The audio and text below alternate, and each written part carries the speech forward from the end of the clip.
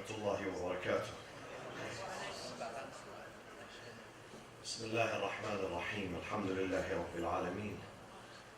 الحمد لله الذي يجيبني حين أناديه ويستر علي كل عورة وأنا أعصيه ويعظم النعمة علي فلا أجازيه. نحمده ونسبحه ونقدسه على آلائه ونعمائه ونشهد أن لا إله إلا الله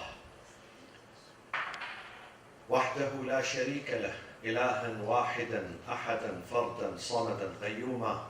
ونشهد أن سيدنا محمدا عبده ورسوله أرسله بالهدى ودين الحق ليظهره على الدين كله. اللهم صل وسلم وبارك وترحم على محمد وآل محمد كأفضل ما صليت وسلمت وباركت وترحمت على إبراهيم وآل إبراهيم في العالمين إنك حميد مجيد.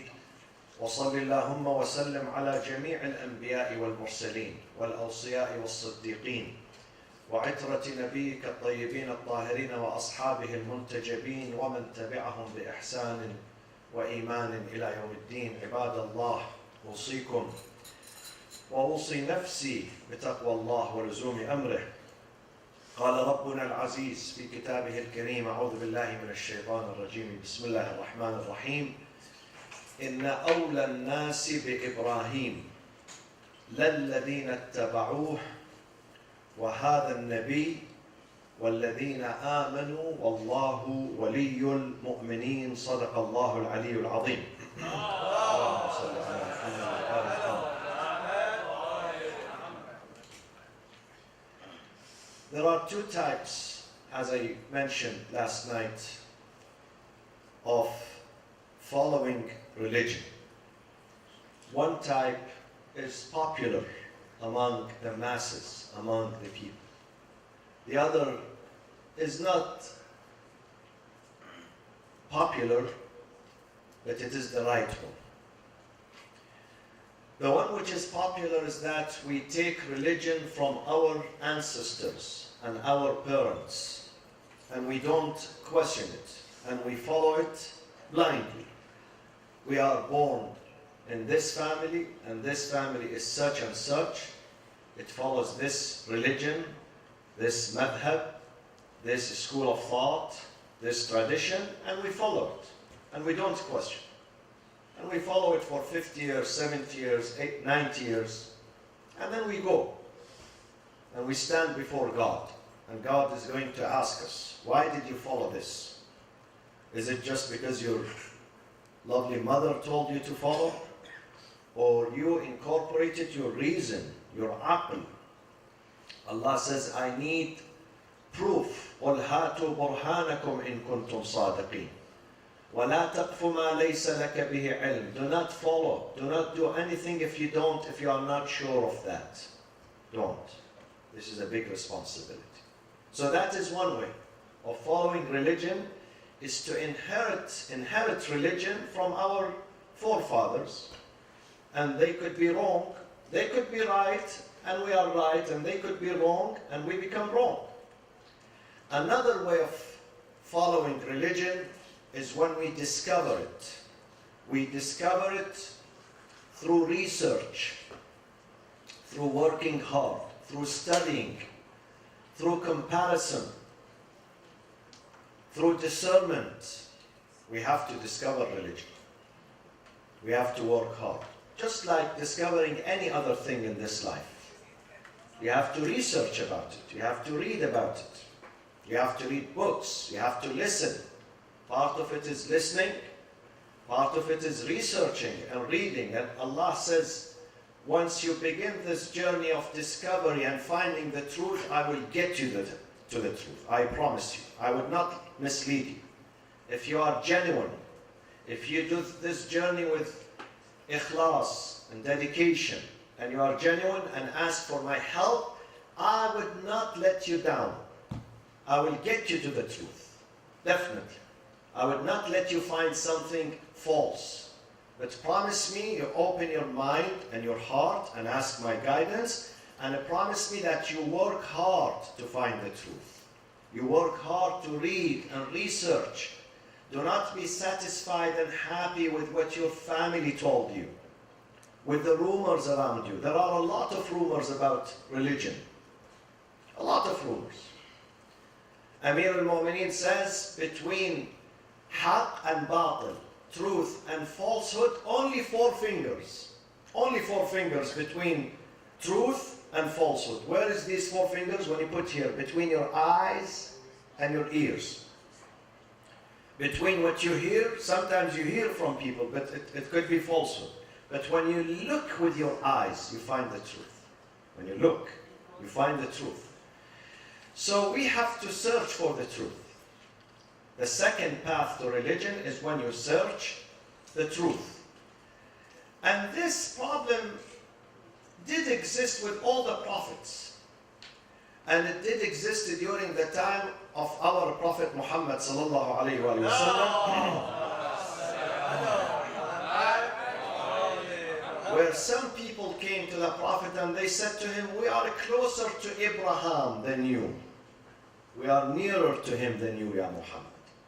The Quran came with this answer. Inna awla nas bi Ibrahim. Surely, those who are nearest to Ibrahim and his tradition, Ibrahim the patriarch, Khalil al-Rahman, and his tradition, لَلَّذِينَ اتَّبَعُوهُ. Those who really follow his tradition. Not those who claim that they are his followers. Claiming does not do good. You have to follow. لَلَّذِينَ اتَّبَعُوهُ. And he gave an example of those who followed Ibrahim. وَهَذَا النَّبِي.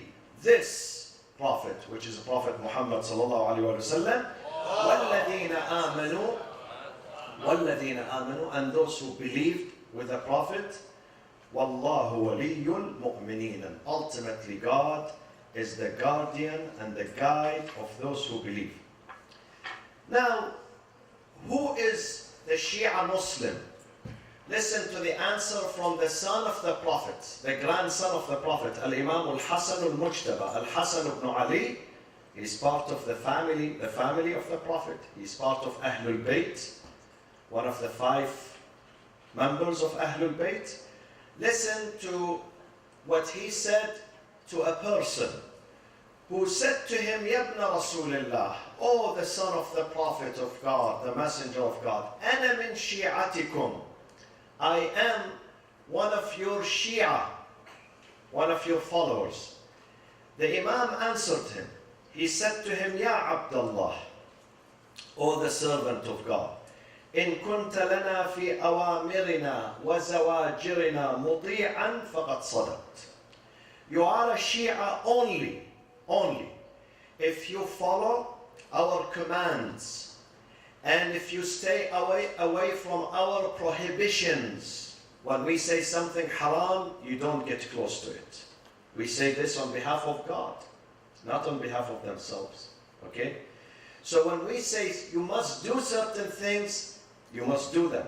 Awamir, our commands. When we say nawahi, don't do these things don't get close to them, you also listen. In that case, if you are obedient, فَقَدْ صَدَقْتَ. You are truly a Shia of the Prophet and his family. وَإِن كُنْتَ. But, وَإِن كُنْتَ بِخِلَافِ ذَلِكَ. Only claiming, but you don't follow the instructions. Only by your heart, by your mouth, you say, I'm a Shia. But your practice is anti-Shia, anti-Islam, anti-Prophet, anti-Ahlul Bayt, anti-piety and righteousness and taqwa. فَإِن كُنْتَ بِخِلَافِ ذَلِكَ. Listen. فَلَا تَزِدْ فِي ذُنُوبِكَ. Do not increase your sins because you are lying here.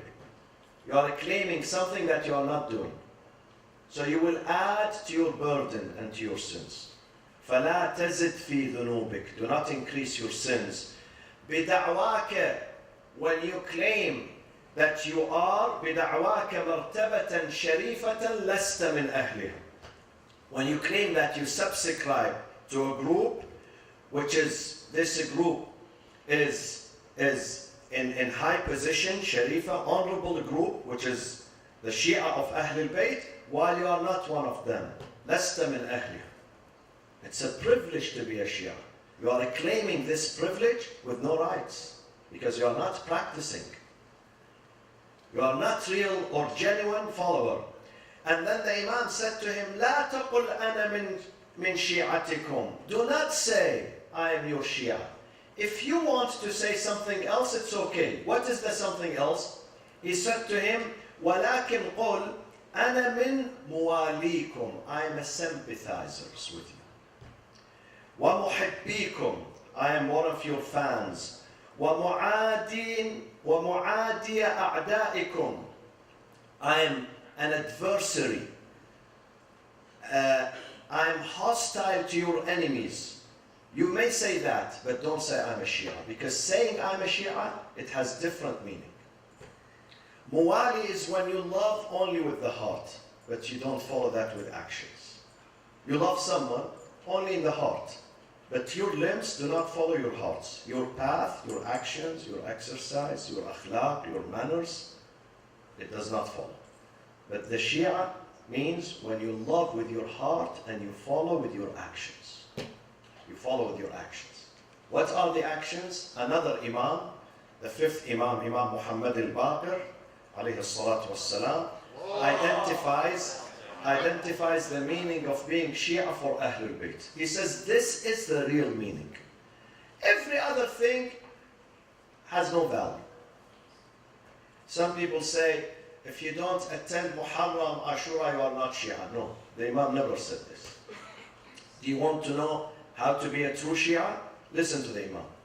The Imam alayhi salatu wasalam says, Ma shi'atuna illa man ittaqa Allah. Our Shia are nothing but those who fear God. Illa man ittaqa Allah. They have taqwa and piety. Taqwa Allah. In everything we do, we have to have taqwa Allah.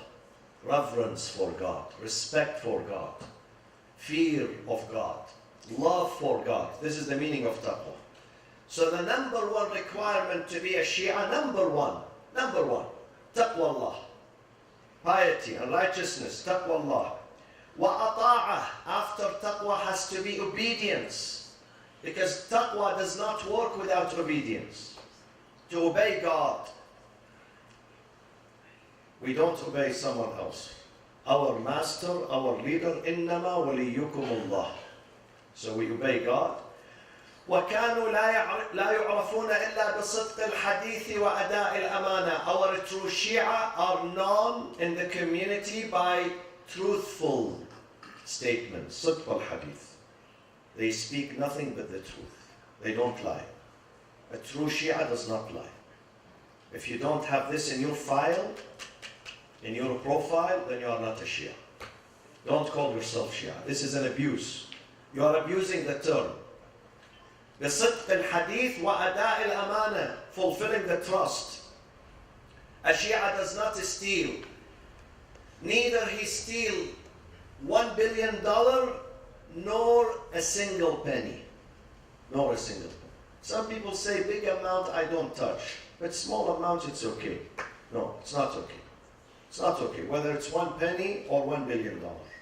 Don't touch something that does not belong to you. Fulfill the trust. The amana of the people, give it back to them. Don't take something that does not belong to you. Whether it's a piece of property, food, an item, an article, land, whatever. Don't claim it without right. Fulfill the trust. When you are hired, I always say to the Muslim people in this country, when they hire you, any corporation, any company, any agency, any office, they hire you from 9 to 5, you have to work from 9 to 5, not from 9 to 4:55. From 9 to 5. They hired you from 9 to 5. Some people, they send texts to their wives, WhatsApp, they watch movies, clips. This is haram. It has to be at home. They hired you from 9 to 5. This is ada'ul amana. This is fulfilling the trust. They trusted you to work for them from 9 to 5. You have to deliver it 9 to 5. You can't, even for the prayers. The prayers take 5 minutes. Tell your boss, listen, at noon, I have to go somewhere, take 5-10 minutes to do my prayers. Whether it's included in the lunchtime or outside lunchtime, you get permission for that. This is ada'ul amana. We have to be strict. If we want to be true Shia of the Prophet and his family, we have to respect these items. صدق الحديث وأداء الأمانة. And then what else? والتواضع. They are never arrogant. A Shia cannot be arrogant. Shia is always humble. والتخشع. Humiliating yourself before God. خشوع. Humiliate yourself. Lower yourself before God. Not before the Sultan. Not before the tyrant, but before Allah. Once you humiliate yourself before Him, Allah is going to give you izzah, dignity, influence, power, and respect. And the last item, but not the least, the qualities of the Shia, وَكَثْرَةُ ذِكْرِ اللَّهِ تَعَالَى. They are always in remembrance of Allah, always in their heart. They are never disconnected with Allah. This is Shi'ism. This is Shi'ism. Other than that, if we don't have these qualities, call yourself something else. Maybe you call yourself Muwali. Yes, I love this family, I love Imam Ali, but you are not following him. Love is something, and following is something else. This is the core of Shia Islam when we practice it, when we put it into practice. Shia Islam is not an ID card that I carry in my pocket and I show people, listen, look, I'm Shia Muslim. No. Neither it's a certificate I hang it on the wall of my office, or my house, or my living room. No. Shia Islam is to practice these ideals, these principles, to put them into practice. To live Shia. Sometimes we believe, but we don't live. We believe is not okay. It's not enough. You have to live that. Shi'ism has to be lived day by day. Day by day. Through your akhlaq, through your manners, through the way you deal with your family, with your neighbors, with the community outside, even with your enemies. Imam Ali alayhi salam, this is a great man, a beautiful man. He says the real adil, the real just. Who's the real just? The real just is the one who not only he does not abuse his friends, no, the one who does not abuse his enemy too. لا يظلم الأعداء. This is the real just person. This is the equitable person. This is the honorable person. Does not even hurt his enemy. Maybe he speaks the truth about his enemy, but he does not do injustice even to his enemies. Even to those who hate him, he returns the hate with forgiveness, with love. ادفع بالتي هي أحسن. ادفع بالتي هي أحسن. Repel the evil with good, with forgiveness, with good manners. Do not let people bring you down to their level. You try to pull them up to your own level. Be patient. ادفع بالتي هي أحسن. This is the spirit of Ahlul Bayt. And we have to train our children on these principles. Some people say, if I do this for Imam Hussein, I am Shia. No, believe me, the Hindus, they do this. I've seen them. I've seen people who are Buddhists who do this for Imam Hussein. And they love him and they respect him. But they are not Shia. Imam Hussein did not say, do this to me, but then cheat and steal and be dishonest. These things are not going to work. And if you hear some Maulana who tells you these things will take you to paradise, he's wrong. He's wrong. He's not telling you the truth. The truth we hear it from our Imams, from Imam Ali, from the Prophet ﷺ, from Imam Hussein, from Imam Baqir, Imam al-Sadiq. Those are the ones who tells us the truth. The Shia is the one who fears God. And once you fear God, you are not going to abuse any creature, not even insects. Because you say, إِنِّي أَخَافُ اللَّهَ رَبَّ الْعَالَمِينَ. I'm going to be held accountable. I'm going to be held accountable. I don't want to bear this big responsibility. You're not going to abuse any person. This is the true meaning of Shia Islam. Bismillah ar-Rahman ar-Rahim. وَالْعَصْرِ إِنَّ الْإِنسَانَ لَفِي خُسْرٍ إِلَّا الَّذِينَ آمَنُوا وَعَمِلُوا الصَّالِحَاتِ وتواصوا بالحق وتواصوا بالصبر وصلى الله وسلم على محمد وأهل بيته الطيبين الطاهرين.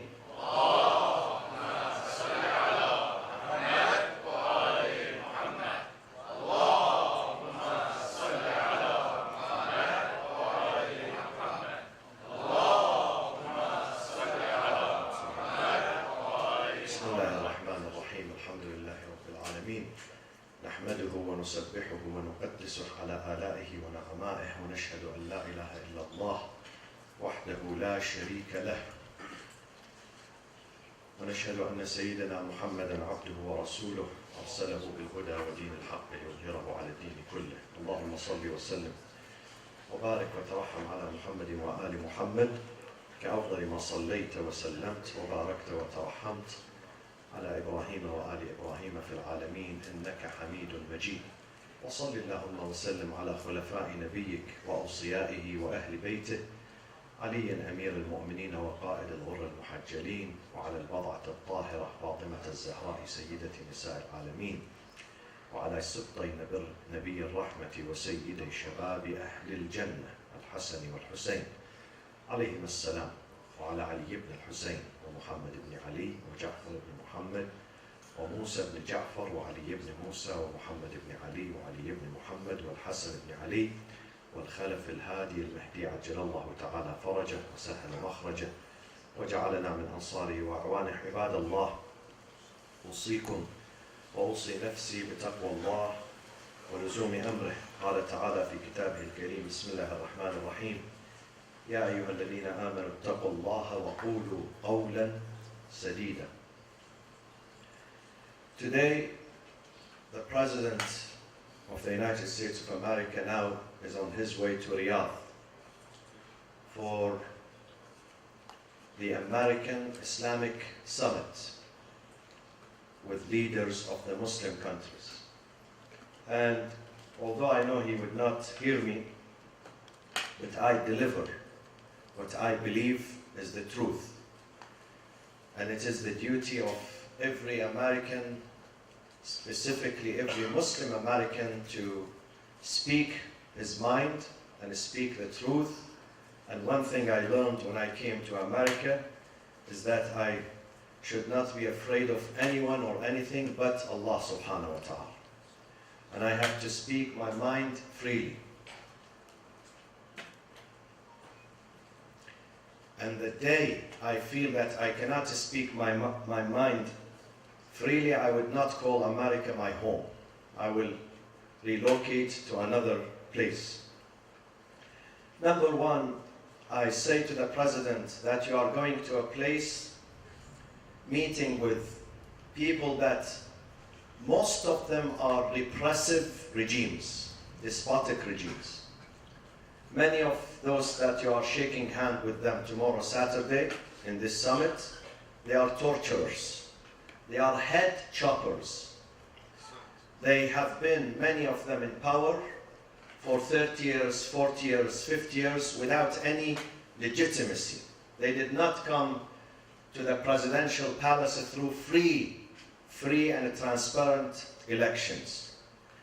Some of them, they come from families who've been in power for 300 years, royal families, especially the country that you are visiting tomorrow, Riyadh. Nobody chose them. People there did not go to the ballot box to choose the king or the crown prince. And they grabbed power with the help, not the help of Allah, but the help of the British colonials 300 years ago. And they are still dominating that country and persecuting minorities. And now I wish that when you go there, try to visit the eastern province, Mantaqa al-Sharqiyya, try to visit Al-Qatif, Awamiya and other cities to see how people of that country who have been living in that place for thousands of years, how they are treated by their government. They are treated like subhumans and second-class citizens. I want you to go and see for yourself. And when you shake hands with the monarchy there tomorrow, remember that those people are now, right now, are sending their airplanes to kill the innocent people of Yemen. So I wish that you also take a side trip from Riyadh to Sana'a to see for yourself the damage, the hospitals, the schools, the marketplaces, the mosques, the streets, the bridges, the infrastructure that have been destroyed by the Saudi regime that you are considering him a strong and a close allies.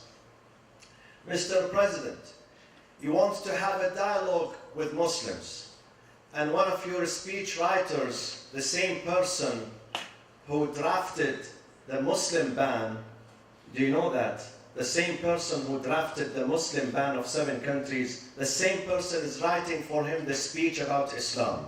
Imagine.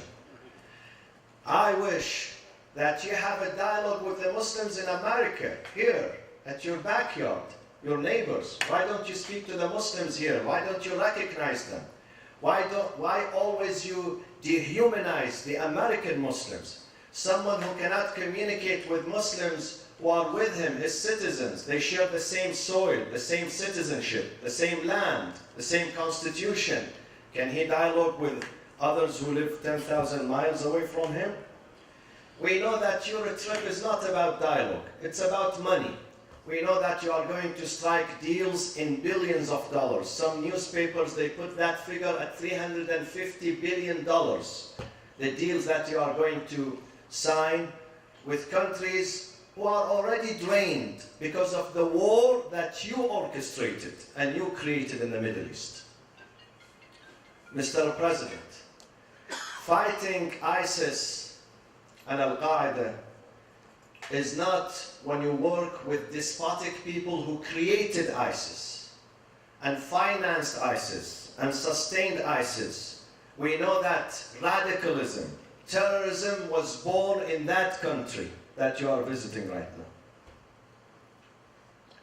And it was financed by that country, by people in that country, people in the government and people outside the government. And still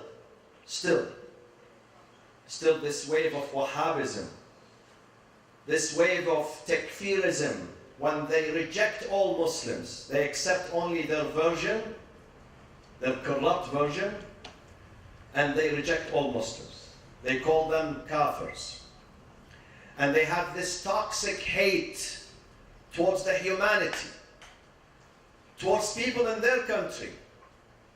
20% of their country are Shia Muslims. They hate them. They don't even recognize them as citizens.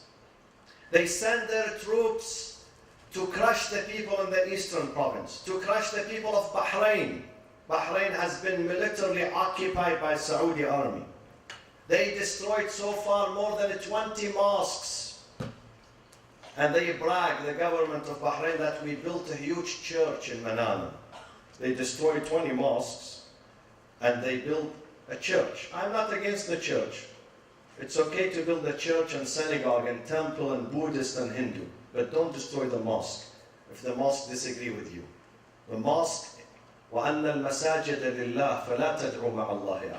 They belong to God. These are houses of worship. Don't destroy them because they disagree with the Sultan, with his hypocrisy. You are going to meet such people. And I promise you, you cannot put an end to terrorism when you put your hand in the hands of killers and murderers. You can't do that. You can't fight evil with the people who spearhead evil, with people who advocate evil. You can't do that. I remember 5 years ago, they declared in Saudi Arabia that they have established a center. They called it in Arabic, Al-Hiwaru Bayn al-Madahib, dialogue among schools of thought, 5 years ago. I remember very well. Where is the Hiwar between madahib? Have you heard that there was a real dialogue between Shias and Sunnis, between Muslims? Where was that? 5 years. They allocated a huge budget. Never, not even a single activity. Where is this dialogue? Where is this dialogue? 20% of your people are Shia. Go and dialogue with them. Talk to them, to their youth. Tell them why you are in the streets. What is happening? Speak to your people. This is real dialogue, when you reach out to your own people. So, the result of that dialogue is more religious repression, more religious dictatorship, more crushing of the innocents in Qatif, in the eastern province, in Bahrain, financing the war in Iraq and Syria and other places, inciting hatred. You know what is the result of this visit is going to be? Believe me, I assure you. Not only they not are going to crush Al-Qaeda and ISIS, but it's going to be more hate and more suspicion between Shia and Sunnis. More sectarian killings, more bloodshed among the Muslims. This is the result of this visit. Because you are going to the wrong place and you are going to the wrong people. And you are making wrong alliances. But if you work really with genuine spirit, when you reach out to the people of the area, people of these countries, forget about the tyrants. You've been working with the tyrants for many decades. Where did you get? What did you get? Nothing. Nothing but more terrorism, more radicalism, more poverty, more dictatorship, more imprisonment, more violations of human rights. So stop doing that. Stop wasting your time and the time of others, and work with the real people. Work with those who are the victims of terrorism, not the sponsors of terrorism. We know how ISIS was established, and we know who supported ISIS. We know who provided them with weapons. We know who paid their bills. We know which governments. So stop saying American Islamic Summit, which is going to bring happiness. You could not create happiness in Washington, in your backyard. You want to go there and bring happiness? You created tension in America. Tension and war. You want to bring peace to the Middle East? Stop doing that. Stop doing that. This is a duty that I have to say, whether you accept me or you reject me, this is your business. But I have to say this. I have to say this. Because I follow a person who taught me. Ali ibn Abi Talib, the student of the Prophet sallallahu alaihi wasallam, who told me that I have to speak the truth at any price. Yes, I have to be polite. Sometimes I get angry, frustrated because of what I see, but we have to speak the truth. وَكُونَ لِلظَّالِمِ خَصْمًا. With the oppressor, be antagonistic. Stand against him. Tell him, try to advise him, nasiha. We are giving you nasiha. Whether you accept what we say or you reject, you're going to be held accountable to that.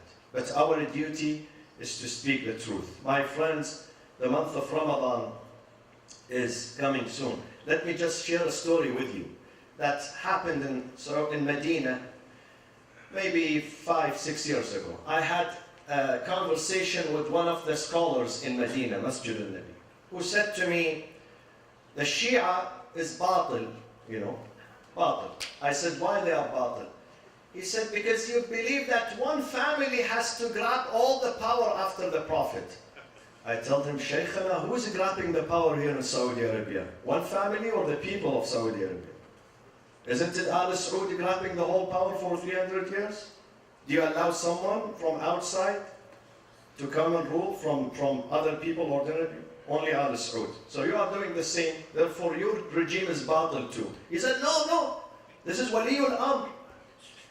I said, this is Waliul Amr. Allah says in the Quran, إِنَّمَا وَلِيُّكُمُ اللَّهُ وَرَسُولُهُ وَالَّذِينَ آمَنُوا. You put this king equal to the Prophet? He said, then who should be Waliul Amr? I said, the Quran explains. وَالَّذِينَ آمَنُوا الَّذِينَ يُقِيمُونَ الصَّلَاةَ وَيُؤْتُونَ الزَّكَاةَ وَهُمْ رَاكِعُونَ. Read all the tafasir. Go and grab any tafsir. The person who did this, gave his zakat while he was bowing, is Ali ibn Abi Talib alayhi salatu wasalam, the family of the Prophet. This is the mentality of a scholar who is in the most important place, Masjid al-Nabi. Masjid al-Nabi. How many people go and listen to him every year? See, this is the source of knowledge for Muslims. Imagine if this is the teacher and the mentor, what would happen to the rest of the people? That is the tragedy in Islam. The Prophet says, if the religious establishment gets corrupted, the whole country, the whole society will be corrupted. And this is what we see in Saudi Arabia and other Muslim countries. The month of Ramadan is arriving, my friends, and we need to work on our own selves. we need to inspire ourselves. We need to cleanse our souls. And the month of Ramadan is a good opportunity. Month of istighfar, forgiveness, going back to God. This dunya takes us away from Allah. The month of Ramadan is an opportunity for us to go back to Him. So inshallah, try to be in the masjid. Whatever masjid you have close to your house, whatever masjid you feel satisfied with, go to the masjid. Don't stay at home. Take your family, take your children. Refresh their souls. Refresh their minds when you take them to the masjid. And try to do your supplications, your dua beside the fasting. Fasting alone without dua has no flavor, has no taste, believe me. With fasting has to have dua, prayers, istighfar, tawbah every night. The masjid is open for 30 nights inshallah, beginning May 27th until the night of Eid. And before I speak on that every night, I will, first of all, the subjects are going to be a variety of subjects that concerns our life here in America. Something relevant to us, to our children, to our youth, to our families, to our neighbors.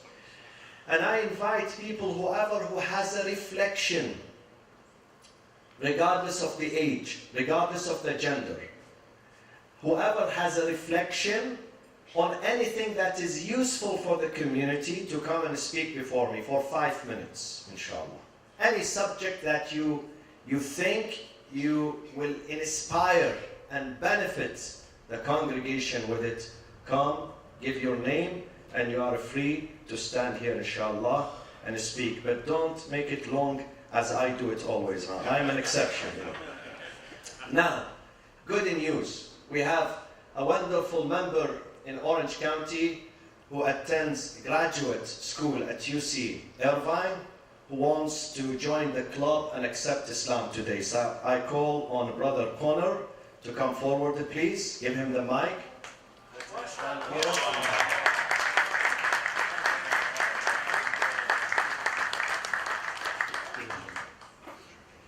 So, Brother Connor, say your full name, please, and what you do. Connor Strobel. I'm a graduate student at UC Irvine.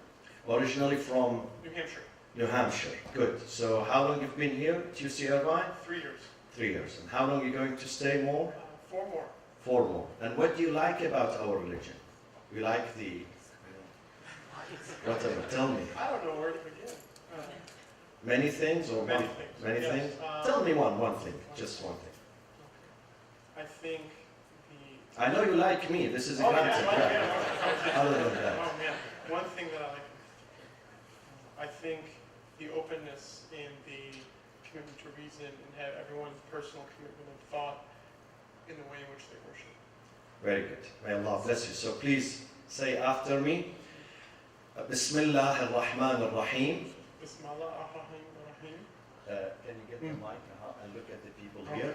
Bismillah Bismillah ar-Rahman ar-Rahman ar-Rahim. ar-Rahim. In the name of Allah, In the name of Allah, the most merciful, the most compassionate. most merciful, the most compassionate. Ashhadu, Ishhadu, ashhadu, ashhadu, an la Allah, ilaha ilaha, illallah. illallah.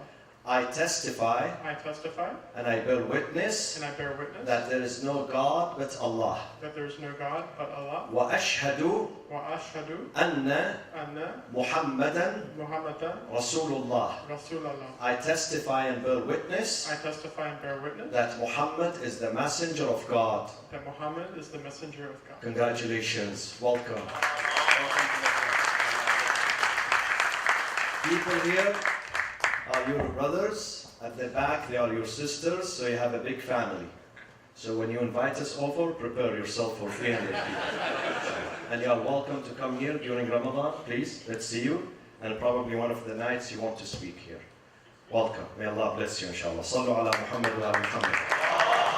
اللهم اغفر للمؤمنين والمؤمنات والمسلمين والمسلمات الأحياء منهم والأموات تابع اللهم بيننا وبينهم بالخيرات وعجل في فرج سيدنا ومولانا صاحب العصر والزمان وإلى أرواح المؤمنين والمؤمنات ثواب الفاتحة مع الصلاة على محمد وآل محمد.